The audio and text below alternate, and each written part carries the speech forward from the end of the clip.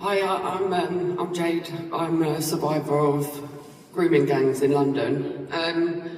Basically, I'm going to tell you my story. It all started when I was 14. I would get preyed on by older men. They'll drive past me. Well, start off, I actually met one through my dad at first. And because I knew he was my dad's friend, I'd see him as my protector, not my abuser. But it would start off, they'll pick you up, take you to school. It would just be nice at first. For about a month, they'll, as I said, pick you up, give you lifts, they'll buy you fags if you need it, they'll buy you clothes if you need it. Where I was because I was a girl in a care home, I just thrived for things because I never got it. So that's how they drew me in. And then that's where the piling of the alcohol will start. So they'll pile you with alcohol, get you drunk, sometimes spike your drink so you don't even remember. And then you'll go to house parties where you'll be either you and another girl or you on your own will be in a house full of older men. And they'll just take it in turns on you. You'll be that drunk, can't do anything. That was a vicious cycle for my whole teenage life.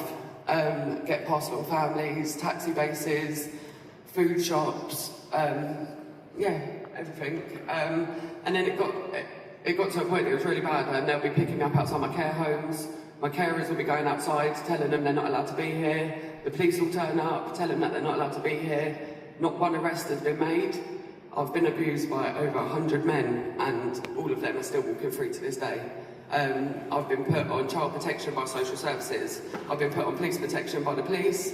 They all knew I was being exploited. Not one of them have done anything. I got taken into McDonald's by my social worker and at the age of 15 and asked if I was a prostitute because I'm apparently giving out sexual favours in receipt of drugs and alcohol. So I was classed as a prostitute at the age of 15. And the police, even though the police knew everything, I was just a runaway. I was a troubled girl. I kept running away. I kept going back there. I've been reported missing on numerous occasions, and majority of the time the police will find me in my perpetrators' houses and take me back to my care home and not arrest my perpetrators. And then, where it was just a massive cycle, me and girls from my care home, we all got dragged out and all got dragged into it.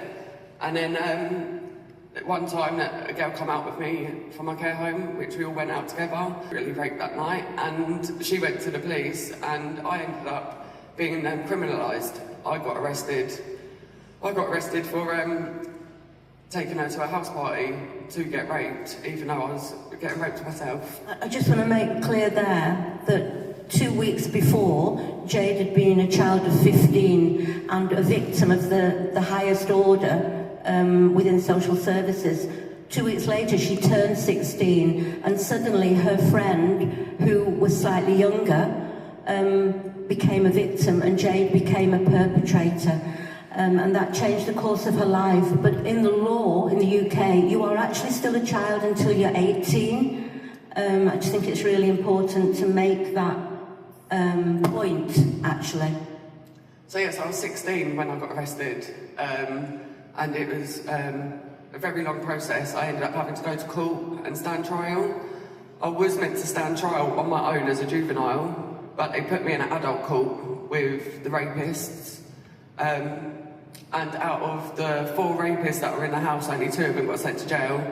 And surprisingly, I got sent to jail as well. I got sent to jail for 2 years and 5 years on the sex offenders register.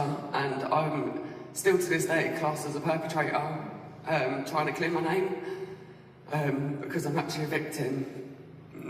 And we're trying to get her conviction overturned. But, you know, the consequences of that extend to this day. Jade's now got children of her own, and for instance, she can't go on a school trip with her children because she's a risk to children. Jade should have been protected. The police and social services failed her, and as a country, we are failing thousands of children like Jade. You know, Jade is one in a long line of children that I have heard their stories. And you know what? I could say it without anybody. It's a pattern. These are not mistakes. This was deliberate neglect of duty because it was inconvenient. I think now with people, well, with Jade speaking out and other survivors, the world is more aware. And whatever you think of Elon Musk, the fact that he tweeted like international spotlight onto this horror. And Jade is on the road to recovery. Yeah, the last 3 years ago, I applied to the Maggie Oliver Foundation, and she's been my life saviour. She's put me on trauma courses, emotional support. I'm on a peer-to-peer group at the minute, but I was waiting 7 years on the NHS to get trauma. So I just have trauma help, and still on the waiting list. They're still not helping me.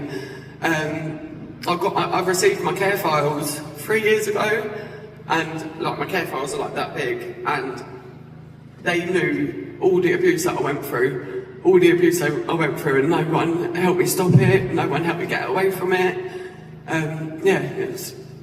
And also, I just basically want to say all of the abuse that I went through ain't just from the perpetrators, it's from the police have let me down, social services have let me down, the CPS have let me down, the court, all professionals that should have been on my side have let me down. But yeah, Maggie Oliver is my life saviour, who's now like my second mum.